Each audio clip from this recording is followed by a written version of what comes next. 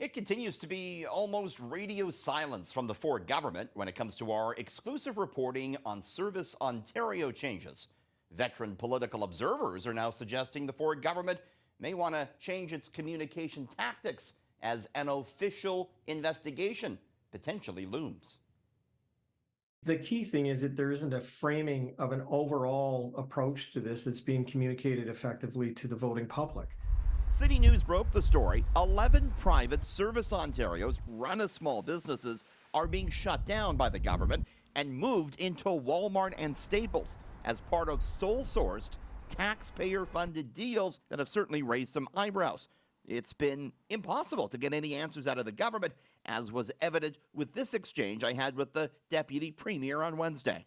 That program is going to save taxpayers $1 million every year, year over year. How much money? Why sole source, Minister? $1 million savings per year, Richard. The public has to understand the bigger picture of why it's being done. And secondly, that they're going to want to understand the transparency of the transaction. Those are the two things that the government has to take into account. Answers could eventually be forthcoming from the Auditor General. The Green Party has requested a value for money audit from the AG based on CityNews' reporting.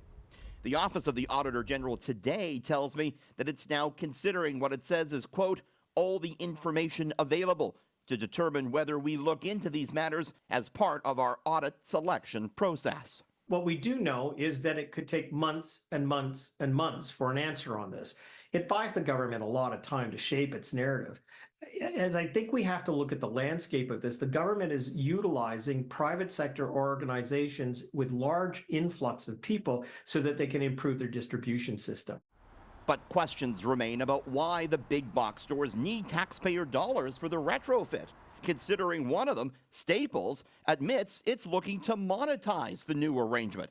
Staples having already installed some kiosks at the back of their stores nestled in between office supply products. There's also the matter of the owners of the 11 affected ServiceOntarios. They were made to sign non-disclosure agreements. They had been responsible for paying their own rent, upkeep, and employees. Many say they're now left with a mountain of debt, years remaining on their lease agreements, and big questions about why the government would throw them out of work.